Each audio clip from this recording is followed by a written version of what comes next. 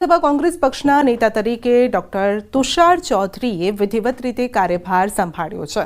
ઉપનેતા તરીકે શૈલેષ પરમાર સહિત ધારાસભ્ય અને નેતાઓ જોડાયા હતા। મોટી સંખ્યામાં સમર્થકો પણ જોડાયા ત્યારે તેમણે ભાજપ પર આકરા પ્રહાર કર્યા। છોટાઉદેપુર જિલ્લાના અંતરિયાળ વિસ્તારોમાં બાળકોના ભવિષ્ય સાથે ચેડા થઈ રહ્યા છે। બાલવાંટ ગામે પ્રાથમિક શાળામાં બાળકોને બેસવા માટે ઓરડાની પણ વ્યવસ્થા નથી અને કેટલીક શાળા પતરાવાળી અને જર્જરિત છે। બાળકો મધ્યાહન ભોજન માટેના શેડમાં બેસીને અભ્યાસ કરી રહ્યા છે અને તેની આજુબાજુ દિવાલ પણ નથી। શાળામાં 98 બાળકોની સામે માત્ર 2 શિક્ષક છે। કરીને અહીંયા જે બાળકોને ભણવા બેસવા માટે જે પરિસ્થિતિ ભોગવી રહ્યા છે, જે આ જે સ્કૂલ છે જે જર્જરિત હાલતમાં છે, એ સ્કૂલની અંદર પાણી પડે છે તો બાળકોને આજે આ શેડની અંદર બેસાડવામાં આવ્યા છે। તો આવી જે પરિસ્થિતિ છે એ સમગ્ર આદિવાસી પટ્ટાની અંદર છે। બાલાવાડ પ્રાથમિક શાળા માં 98 બાળકો અભ્યાસ કરે છે। એમાં 2 ઓરડા છે પણ જર્જરિત હોવાથી એમને અત્યારે વૈકલ્પિક વ્યવસ્થા સ્વરૂપે મધ્યાહન ભોજન શેડ નીચે અભ્યાસ કરાવવામાં આવે છે। અભ્યાસ કરાવતા હોય ત્યારે થોડીક મુશ્કેલી તો પડે છે પણ હવે બીજી વૈકલ્પિક વ્યવસ્થા થાય એવી નથી। હવે સાહેબ 98 ની સંખ્યાની સામે ફક્ત મારા 2 શિક્ષકો અહીંયા કામ કરશે અને એ 2 શિક્ષકોમાં એક શિક્ષક પોતે આચાર્ય છે જે સાનું વહીવટી કામથી લઈને દરેક વસ્તુનું કામગીરી કરશે કે આ આદિવાસી વિસ્તારની અંદર જ્યારે ગરીબ બાળકો અભ્યાસ લઈ રહ્યા છે ત્યારે એમને પૂરતા એમને ન્યાય મળવો જોઈએ। એના આચાર્ય દ્વારા ફાઇલ જિલ્લામાં પહોંચાડેલી છે પરંતુ કંઈ મંજૂર થઈને આવેલ નથી, તો ફરી બીજી ફાઇલ બનાવવા એમને જણાવેલ છે આચાર્યને। પણ વૈકલ્પિક વ્યવસ્થા બીજી શિક્ષક તરીકે ગામમાં બીજી કોઈ વ્યવસ્થા નથી એટલે આ રીતે મધ્યાહન ભોજનનો શેડ છે એમાં બેસાડીને શિક્ષણ કાર્ય કરાવે છે। છોટાઉદેપુર અને મધ્યપ્રદેશની સરહદે આવેલું આ જે બાલાવાડ ગામ, જે ગામની 1 થી 5ની જે શાળા છે બિલકુલ જર્જરિત છે। આપણે તસવીર બતાવવા માંગીશું કે આ 1 થી 5ની અભ્યાસ કરતા જે વિદ્યાર્થીઓ જે છે 98 જેટલા વિદ્યાર્થીઓ આ શાળામાં અભ્યાસ કરે છે, પરંતુ આપ જે દ્રશ્યોમાં જોઈ શકો છો તે શાળામાં બેસીને અભ્યાસ નથી કરતા। જી હા, આ હકીકત છે। આજે 98 જેટલા વિદ્યાર્થીઓ એક મધ્ય ભોજનના જે શેડ બનાવેલો છે તેમાં બેસીને અભ્યાસ કરી રહ્યા છે। આપ જોઈ શકો છો કે 98 જેટલા વિદ્યાર્થીઓ વચ્ચે શિક્ષક બેસીને અભ્યાસ આપી રહ્યા છે। કેટલાક વિદ્યાર્થીઓ જે છે તે જમણી સાઈડના છે, કેટલાક વિદ્યાર્થીઓ જે ડાબી સાઈડના બેઠા છે અને સામેની સાઈડે બોર્ડ છે એટલે ચોક્કસથી એક બોર્ડ અને 1 થી 5ની શાળા, એક શિક્ષક અને 98 બાળકો કઈ રીતે ભણશે ગુજરાત? આ બાળકો જે ખુલ્લામાં બેસીને અભ્યાસ કરી રહ્યા છે, શિક્ષકનું કહેવું છે કે સ્કૂલ બનાવવા માટે મંજૂરી મળી ગઈ છે પરંતુ આજ દિન સુધી સ્કૂલ બની નથી। આજે શાળાના શિક્ષક હોય કે શાળાના વિદ્યાર્થીઓ હોય, તમામને મુશ્કેલી પડી રહી છે।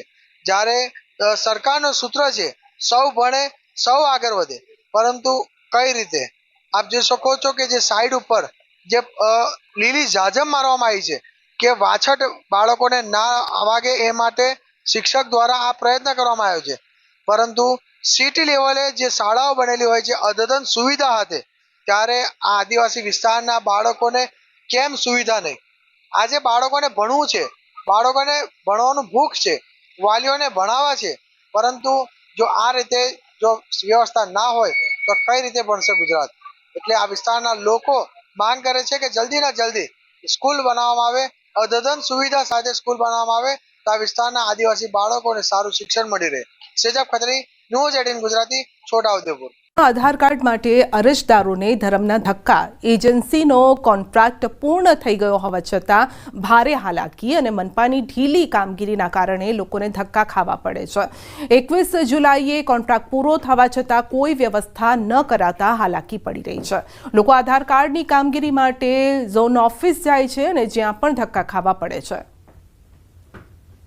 ધક્કા ખાઈ છે, કઈ મેળ પડતો નથી। પેલા પાટિયા આપણે ટ્રાય કરી તો ત્યાં આ બધું વેરિફિકેશન થઈ ગયું, એસએમસીના માણસો ઘરે તપાસ કરી ગયા, પાછો કાલે જોવું રહ્યું 2 દિવસ પહેલા તો રિજેક્ટમાં મેસેજ આવી ગયો કે હવે અહીંયા નહીં નીકળે તમારો આધાર કાર્ડ, તમે એક કામ કરો ઝોન ઓફિસે જાઓ ગયા।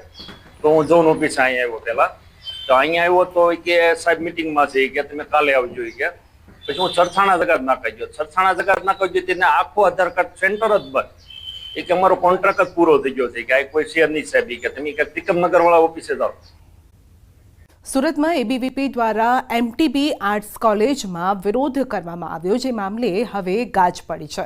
કોલેજના ક્લાર્ક સહિત એબીવીપીના 8 કાર્યકરો વિરુદ્ધ પોલીસ ફરિયાદની માંગ ઉઠી છે.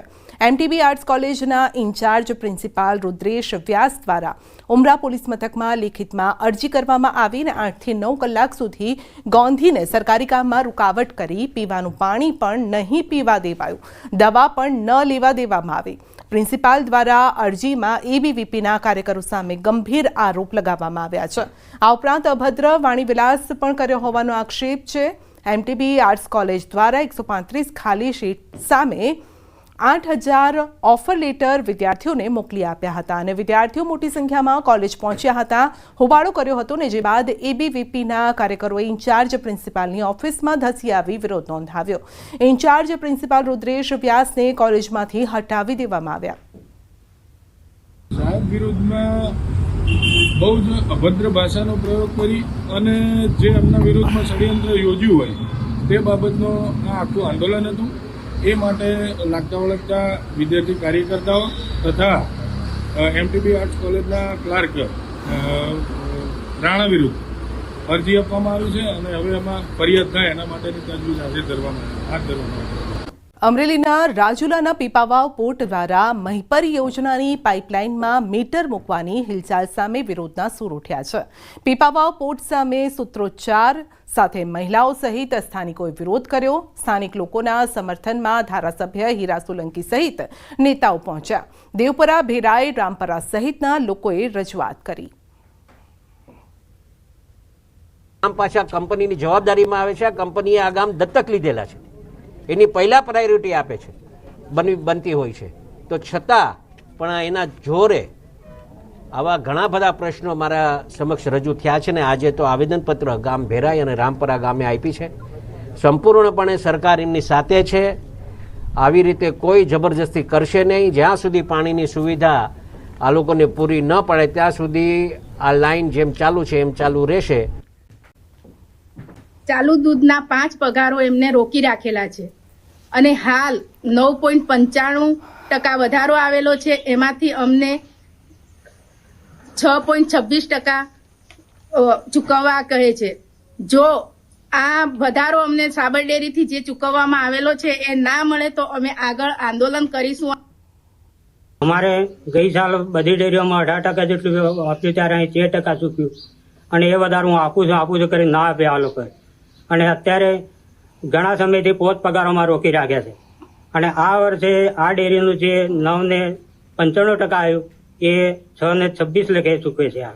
જે સાબર ડેરીએ 9.60 ચૂકવેલું ભાવ વધારો, એ ભાવ વધારોમાંથી અમારે જે HDFC બેંકની લોન ધિરાણ કરેલી હતી એમના કપાતમાં 1,56,000 કપાઈ ગયા છે અને બાકી ગ્રાહકો દૂધ ભરવા આપતા નથી. જે લોન લીધેલી છે તે વસૂલાત આપતી નથી, એમાં 5 પગાર રોકાઈ રહ્યા છે. વડોદરા ભરૂચ જતા નેશનલ હાઈવે 48 પર ઠેર ઠેર ખાડાનું રાજ છે અને વાઘોડિયાથી કપુરાઈ જતા હાઈવે પર ડામર ધોવાઈ ગયો છે. ખડાઓનું સામ્રાજ્ય છવાયું છે અને પસાર થતા વાહન ચાલકોને અકસ્માતનો ભય સતાવી રહ્યો છે. વાહન ચાલકોનું કહેવું છે કે આટલો મસમોટો ટોલ ટેક્સ ચૂકવ્યા બાદ પણ તેમને સારા રોડ રસ્તા નથી મળી રહ્યા. રોડ પર ખાડા હોવાના કારણે લાંબો ટ્રાફિક જામ રહે છે અને જેથી લોકોમાં રોષ પણ છે. ज़्यादा परेशानी है सर, रोड कोई नहीं देखता है.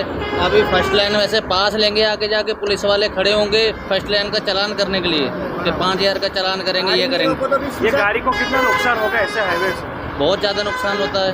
હું આ રોડ પર રોજે જાઉં છું, પણ આ જે આ ખાડા છે તે રેગ્યુલરલી આ વરસાદને લીધે થઈ જતા હોય તો મેન્ટેનન્સ જે જોઈએ તે થતું નથી. એટલે ટેક્સ આટલો ભરીએ છીએ, ટોલ ટેક્સ ભરીએ છીએ, પણ જે સુવિધા રોડની જે જોઈએ આના લીધે આમ ચાલો હું તો 4 વ્હીલ પર જાઉં છું, પણ આ લોડિંગ ગાડીઓ જે જાય છે એ લોડિંગ ગાડીઓ તમે વિચારો એ લોકોને કેટલો ડેમેજ થતો હશે. ખાડા એમને નહીં દેખાત સરકારને, પ્રજા કેટલી હેરાન છે. ખાલી ગુજરાતમાં વાતો જ છે. હવે ખરેખર ગુજરાતની પણ જનતાએ જાગવું જોઈએ આ ખાડા જોઈને. ઘણી બધી મુશ્કેલી છે. એનું કારણ શું છે? મોસ્ટ ઓફ જે ટ્રાફિક જામ થાય છે ને એમાં 1-2 કલાક અટવાઈ જવાય છે. સાહેબ સૌથી વધારે નુકસાની એવી છે કે જાંબુઆથી લઈને ઠીક દુમાળ ચોકડી સુધીના આ જ પોઝિશન છે.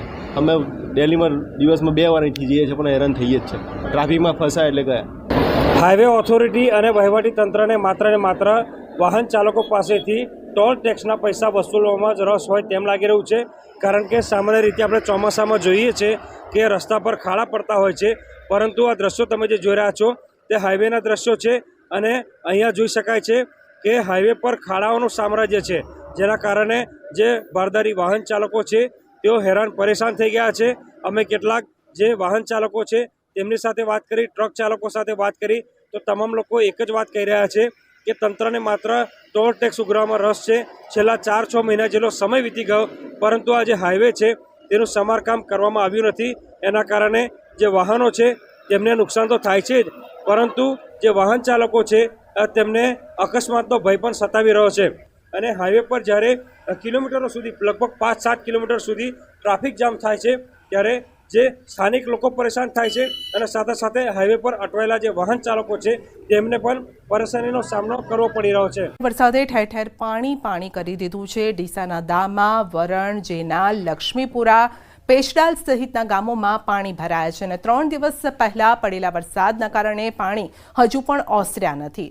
જેનાલ ગામે હજુ પણ ખેતરમાં કેડસામાં પાણી છે અને જેનાલ ગામથી નાણી ગામને જોડતો જે માર્ગ છે તે રેલવે અંડરપાસમાં ગળાડૂબ પાણી છે, જેનો હજુ પણ નિકાલ નથી થયો અને જેના કારણે નાણી જેનાલ ગામ વચ્ચેનો સંપર્ક તૂટી ગયો છે. આ નાળાની એક તરફ જેનાલ ગામ આવેલું છે, બીજી તરફ દેવસરી સોલંકીવાસ પ્રાથમિક શાળા નાણી ગામને જોડતો રસ્તો છે. ગરનાળામાં પાણી ભરાઈ જતા લોકો એક તરફ પોતાનું વાહન મૂકી રેલવે ટ્રેક ક્રોસ કરી બીજી તરફ જવા મજબૂર છે, તો દેવસરી ગામના લોકો ચાલીને જવા માટે મજબૂર છે. મુશ્કેલી ફૂલ દૂધ બીજું ભરવા આવું તો તકલીફ પડે છે. નાળા રેલવે ઉપર થઈને આવતા રહે, સાધન કોઈ ચાલતું નહીં. કેટલા દિવસથી ભરાયેલું? 15 દિવસથી. ખૂબ તકલીફ પડે છે. દેવશ્રી જવા અમારે ખૂબ તકલીફ પડે. અમારે નાળો ભરાઈ ગયેલો છે એટલે રેલવે સ્ટેશનથી હેડે ને તો જવરા ને કે જવરા એવું નથી. અત્યારે કઈ રીતે પસાર થવું અહીંયા? અત્યારે હા, ગાડી આવતી હોય તો બીક રે, ડર રે, ગમે કરે તો જગ્યાએથી અમારે નીકળવું પડે. જવાની તકલીફ ખૂબ પાણી ઉપર થઈને રેલવેમાંથી હેડવું પડે. નાળો ભરાઈને 15 દિવસથી પડ્યો છે. હેડ 500 કિલોમીટર હેડી ના આવે, સવારના હેડે હજી હેડે. હા, એટલે તકલીફ ખૂબ છે. ઉપરથી કરીને કોક કૌશલ તો સારી વાત.